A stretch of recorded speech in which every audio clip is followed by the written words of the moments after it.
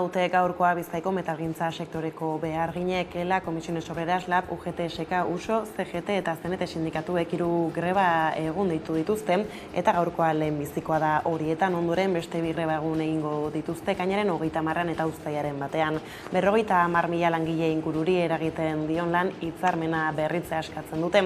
Goizetik pikete informatiboak egin dituztean eta hemen, Basauriko osien horren, edo Erandioko Murueta Ontziolan esaterako jarraipen datuen inguruko balorazioaren zain langileen parte hartzea zabala izaten ari dela aurreatu dute sindikatuek. Manifestazio nagusia ordea goizeko 11:00 egin dute Bilbon, Bizkaiko metalaren patronalaren egoitzaren aurretik hasi eta Arriagako Zubiraino.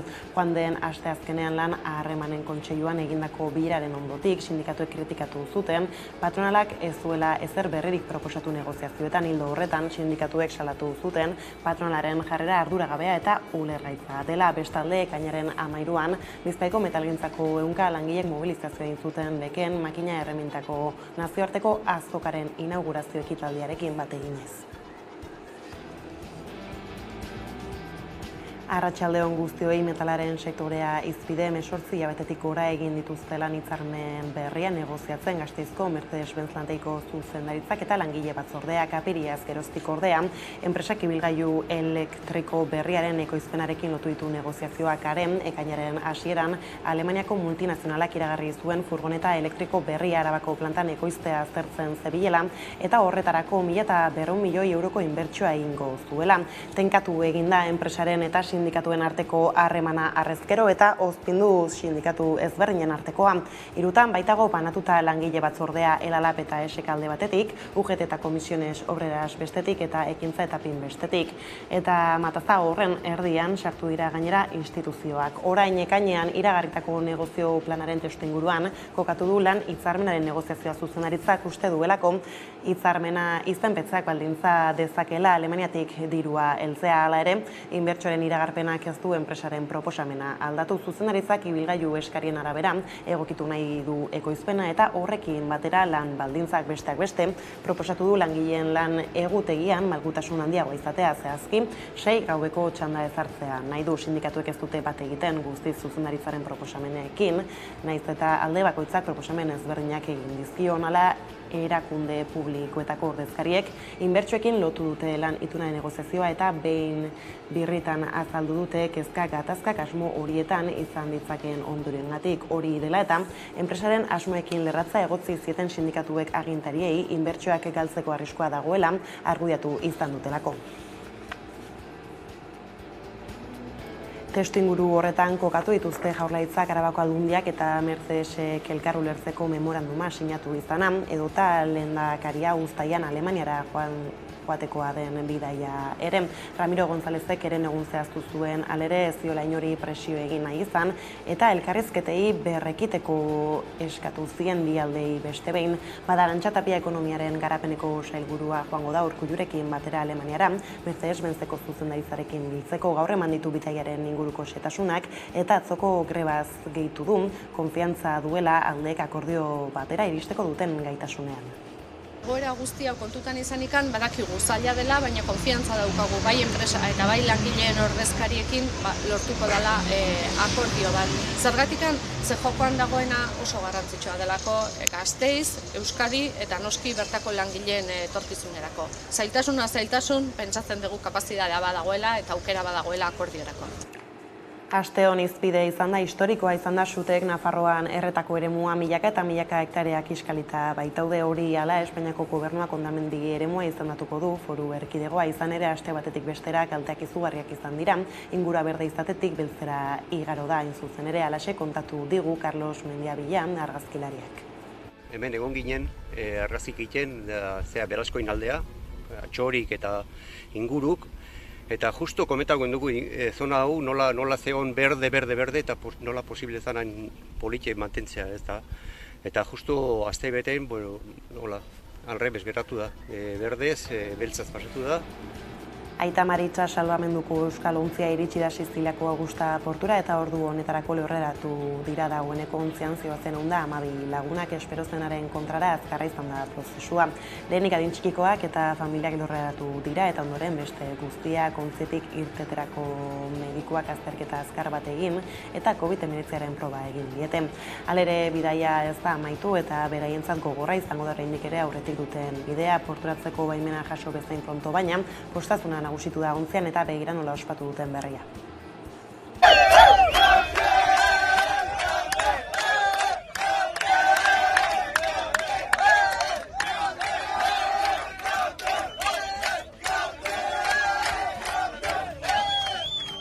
Ordea kultur arloan uztailaren 12tik 17 Gasteizen jazaldia ospatuko da urten musukorik gabe eta kaleko programazio sendo eta zabal batekin. Gaur aurkeztu dute jaia eta Alberto Ibarrolak jazaldiaren zuzendariak azaldu duenez, ohiko kontzertuak ez ezik jaza parkean bezalako berrikuntzak txertatu dituzte aurtengo egitarauan.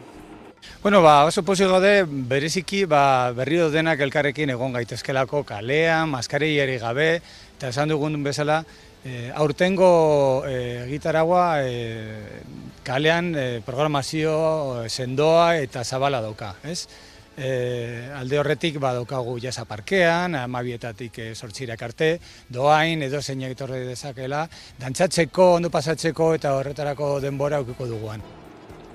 Eta lerroburuekin bukatzeko kiroletan Oian Eder jauregian Ironman lasterketa aurkeztu dute gaur Gasteizen uztailaren 10ean izango dena 2022ko Ironmanaren lehen zatia igeritakoa izango da eta Uribarri Ganboa urtegian 3,8 kilometro egin beharko dituzte igerilariek. Jarraian bizikletan abiatu beharko dira 180,2 kilometro egiteko. Aurkezpenan Gorka Urtaran Gasteizko alkatea eta Eduardo Martinez lasterketaren zuzendari izan dira. Bezalako hiri berdeak ere erakargarriak dira horrelako ekitaldiak egiteko eta jorratzeko. Eta gaur ere ikusten dugu nola hiri berde batek, hau da Gasteizek ere, aukera izaten du horrelako ekitaldi polita eta nazioarteko mailakoa dana erakartzeko gure hirira. Unos días en los que la ciudad está completamente llena y que además supone un impulso a la economía local también muy importante. Bada osteguneko lerroburuak horrela heldu die zaiegun eguneko argazkeri greba eguna dute gaurkoa Bizkaiko metalgintza sektoreko beharginek. Bide bakarra! Bide bakarra! Bide bakarra! Atake! Irabazi arte! Atake! Irabazi arte! Atake! Irabazi arte! No precisamos.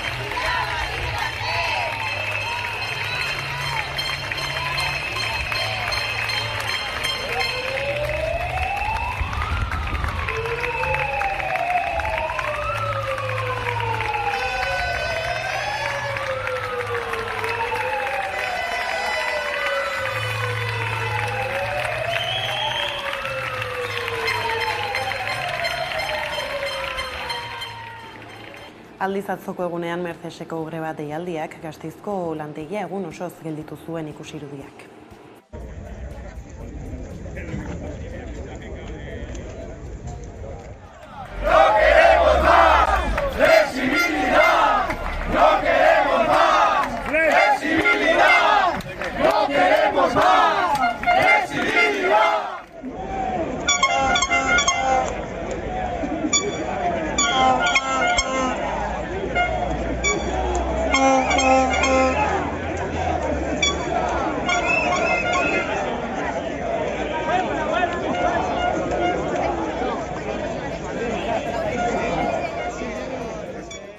Eta grebez, Osakidetzako garbitzaileek mobilizazioak burutu dituzte gaur Gasteiz eta Donostian hitzarmenduin baten alde azken hilotan gainera hainbat lan gatazketan murgildua da Euskal Autonomia Erkidegoko osasun erakundea tartean, lehen mailako harretako langileek sagarduiren dimisioa eskatu zuten atzo, osasun publikoa babesteko xedez besteak beste ezarriko dituzten ordutegi murrizketak salatzeko elkarretaratzak eta itxialdiak egin zituzten atzo SHLA, LAB, Comisiones Obreras, UGT eta SK sindikatuek deituta Gasteizko, Donostiako eta Bilboko osasun zentroetan. Sindikatuek adirazi zutenez Gotzone Sagardui Eusko Jaurlaritzako osasun sailburua ez litzateke izan behar osasun sailaren arduradun nagusia batetik Osakidetzaren privatizazioaren aldeari delako eta bestetik ez delako gai mahai gainean dituzten arazoei aurre egiteko ikusi jarraian Gasteizko irudiak.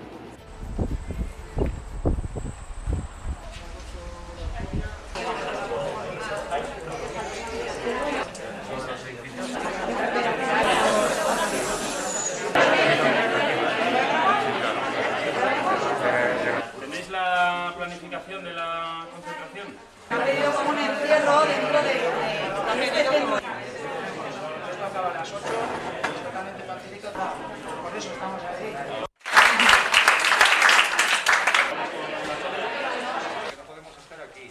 Al parecer quien ha dicho eso es la responsable del centro.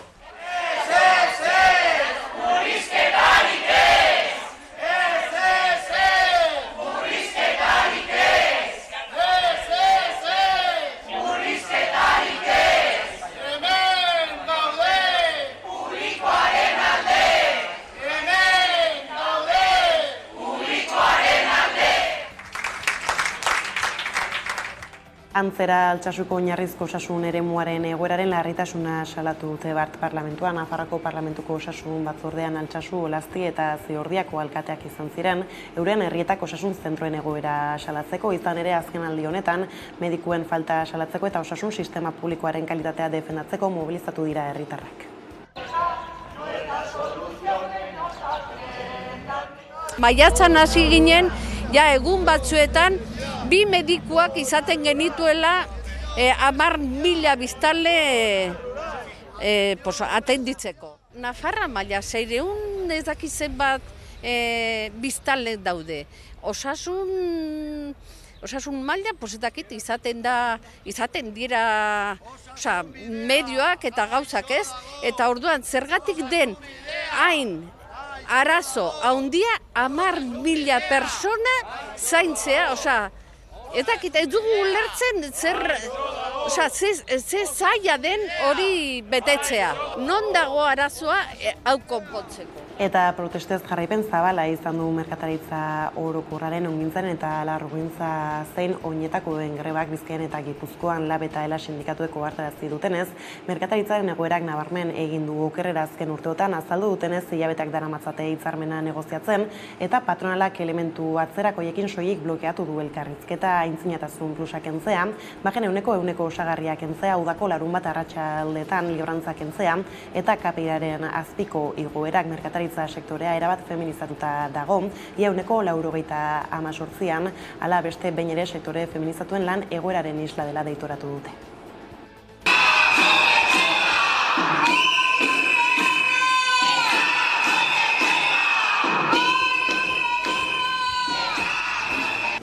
Langatazkekin jarraiki Alkontzako fabrikako langileek 116 egun daramatzate greba mugagabean hain zuzen ere Irizar taldeak ezarritako enplegu erregulazioa medio zuzendaritzako 25 beharginen kaleratzen erabakiaren kontra hasi zuten lan uztea. Gainera Berangoko plantako langile batzordeak erabakia auzitegira eraman zuen eta epaiketa ekainaren 28an edukiko dute. Bada auzi saioaren atarian 4 eguneko kanpaldi antolatu dute astelehenean hasi eta gaur amaitutzat emango dutena. Egoera horrela Urko Alkontzako langile batzordeko labeko ordezkariarekin hitz egin du Hamaikako lantaldeak.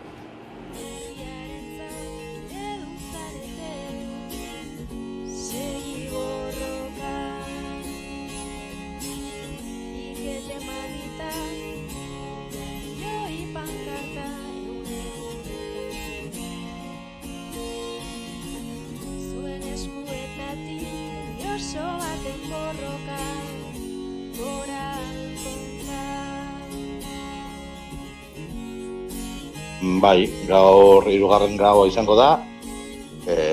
Atzoko gaua izan zen oso txarra. Segon da kriston trumoiak, ziklistak, denetarik egon da izea, ez dakigu zelan aguantatu dugun hemen gaur.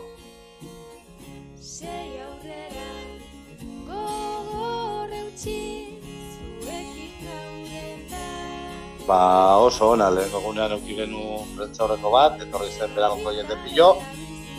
Gero atzo arratsaldean ere, atzego izan joan ginen piketera, eta arratsaldean etorri ziren Berango kantarikoak. Eta hasi ginen herritik, Berango kantarirekin, eta igo ginen ona, eta hemen bukatu zuten, gero, Berango kantari afaldu genuen hemen guztio barbakoa bat, eta horrela gabiltza.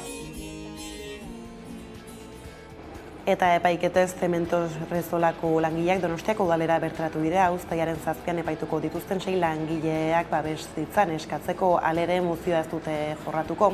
Euskal Herria Bilduk eta Elkarrekin Donostiak bakarrik babestu dutelako proposamena. Gaur hemen Donostiako udalera etorri gara Zementos Rezolako langileekin, udala interpelatzeko asmotan, bai jazarpe sindikaleko dinamika batean sartuta dagoelako Zementos Rezolako enpresa azken hilabete hauetan eta denuntziakin jazartzen ari zaigulako. Horregatik Donostiako udala interpelatu nahi izan dugu, herri botere eta erabakitzeko eguna bezala eta posizionatzeko gai honen inguruan. Ere baita responsabilitatea.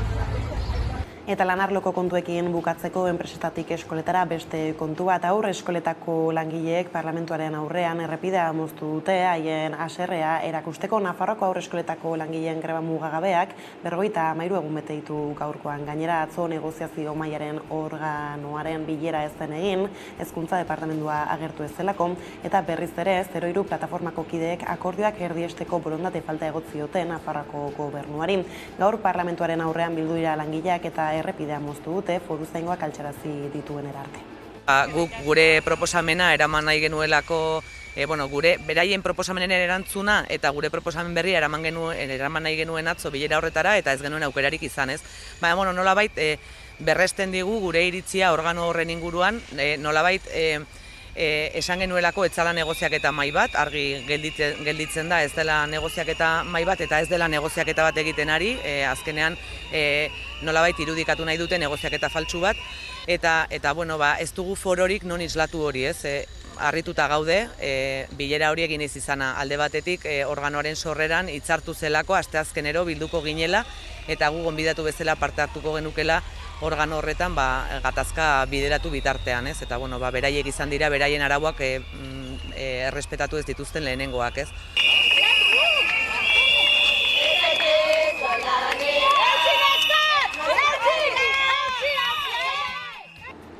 Lan arlokoak horrela asteotan izandako bestelako argazki bat geldu behar diogu. Jarraian azken egunetan piztu eta hedatu diren suten ondorioz, Espainiako gobernuak hondamendi eremu izendatu du Nafarroa, babes zibileko larrialdi batean, larriki kaltetutako eremua den heinean hondamendi eremu gisa hartzeak hainbat laguntza jasotzeko aukera ematen die, eremu horretako herritarrei eta erakunde publikoei Udaner Beolankideak emango dizkigu xehetasunak.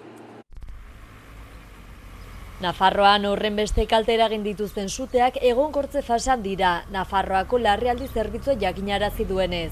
Suhiltzaileen lanei eta egunotan izandako euritei esker egoera asko hobetu da.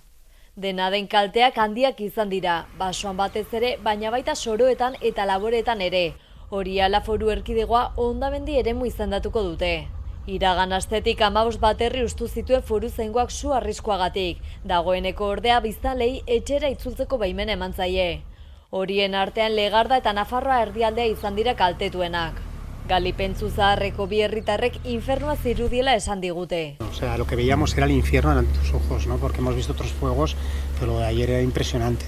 Y entonces no eres consciente de que lo que puede llegar a pasar. Entonces ahí es cuando veíamos el fuego encima, entonces dices, pero ¿qué es esto? ¿No? Es la locura.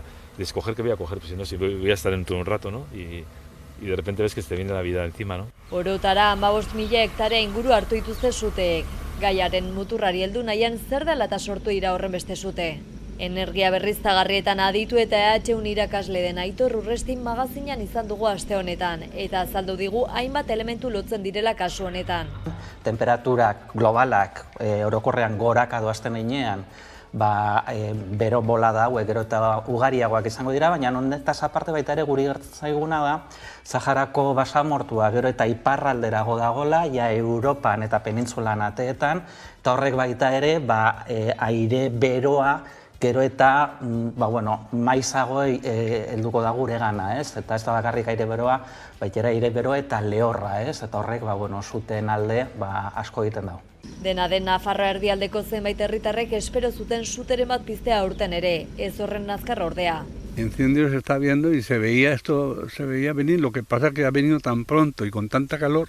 Girgillaoko Salvador Rolladoren kasuan mahastiak zituen orain kiskalita dauden zelaietan. Nekazari askok beren diru iturria galdu dituzte, beren lurrak sugarrak harrapatu dituztelako. Orain Nafarroa hondamendi ere mugisa hartzeak hainbat laguntza jasotzeko aukera ematen die eremu horretako herritarri eta erakunde publikoei. Hain zuzen ere 15.000 hektarea inguru beltz gelditu dira erreta eta orain urteak beharko dira lehengora itzultzeko. Ikusteztagun jarraian nola gelditu diren Nafarroako soroak eta basoak.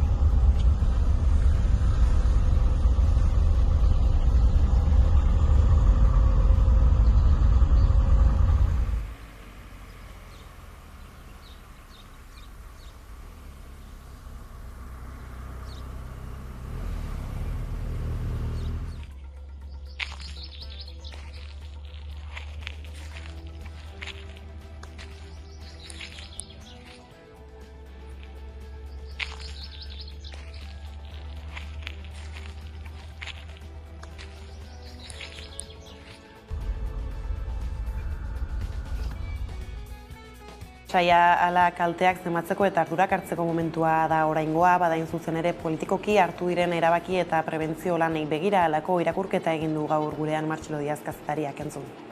Badago azkenaldian sortu den polemika bat, izan ere Nafarroako gobernuak ez zuen emergentzia aurreko egoera larun batean ezarri baizik eta suteak martxan zirenean, beraz hor badirudi atzerapen bate izan dela eta hori ere kezkagarria da, eta gaur egongo edo gaurko polemika politikoa hortan zentratu da, baina uste pixka bat hortaz haratago joan behar dugula, hainbat eta hainbat eragilek nabarmentzen dute, hainbat eta hainbatetan aipatu dugun aldaketa klimatikoa gainean dugula eta suteak izatea horren ondorio bat izango litzateke. Gauzak horrela kulturarlora Saldo Gastizko 45. jazaldia aurkeztu dute gaur, Mendizorrozako kiroldegian uztailaren 12-tik 17 ospatuko da, jarraian duzu informazio gehiago. Gasteizko jazaldiaren 45. edizioa betiko eszenatokira bueltatuko da, 2 urte eta ondoren uztailaren 12-tik 17. COVID-19 pandemiaren neurrien eraginez aurreko 2 edizioak Iradiera Arenan eta Degara Txaretoan antolatu ziren. Aurten musukorik gabe eta bereziki kaleko programazio sendo batekin bueltan dira. Oso pozik gaude bereziki berriro denak elkarrekin egon gaitezkelako kalean, maskarillari gabe, eta esan dugun bezala, aurtengo egitaragua kalean programazio sendoa eta zabala dauka, ez? Alde horretik badaukagu jasa parkean, 12-etatik 8 arte, doain edo zeinak etorri dezakela, eta aurrekuko dugu musika eskolak eta ere hemen Gasteizko talde asko, eta ere beste talde batzuk oraindik ezagunak ez diren, baina dantzatzeko, ondo pasatzeko eta horretarako denbora aukiko duguan.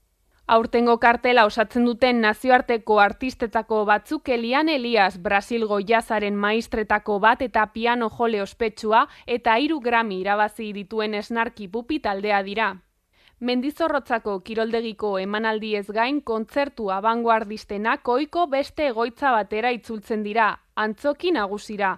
Gauzak horrela tradizioa eta abangoardia uztartuko dute edizionetan. Bestaldetik ere, betiko egitaragokiko dugu, betiko maisuak, Arturo Sandoval edo Lian Elias bezala, baina ere proposamen berriak eta guk pizkatxo bat ausartagoak, adibidez daukagu Marky Papi, Robert Glasper.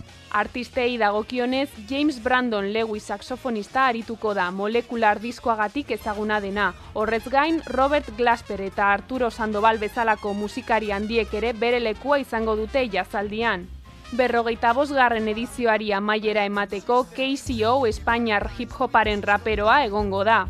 Aurten ere ikuiko dugu pizkatxo bat, nahi genuen horreko talde bat ekarri, zubi bat eraiki dezakena jende, publiko berrien artean, hau da, jende gazteago eta jazzaren arteko zubi bat eraikitzea.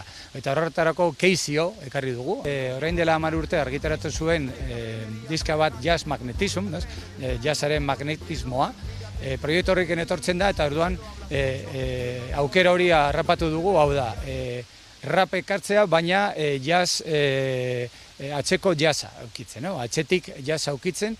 Sarrerak jazzvitoria.com webgunean daude dagoeneko salgai. Eta bukatzeko etxeko kontuetan gaur dugu zita pantailan aurrean musika zuzenean saioa ikusteko oraingo honetan Bulk taldearekin izandako Oldotamendi saioaren aurkezlea begira.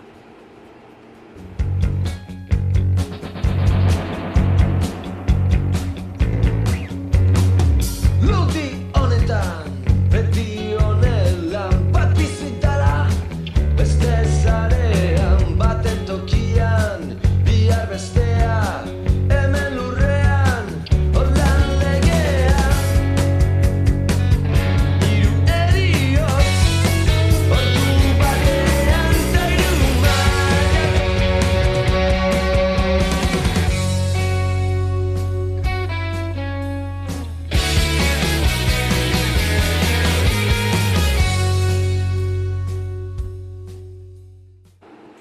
Eta horrela iritsi gara albistegiaren bukaerara gaurkoan Nina Koiotek eta Txiko Tornadok argitaratu berri duten dantzan kantuaren bideokliparekin agurtuko zaituztegu, ala gustatuko zaizuelakoan besterik ez gure aldetik, hauek izan dira eguerdiak gurean gaur zituenak. Guztiak eta gehiago nahi duzuen aldiro 11.eusatarian ondo izan eta bihar arte.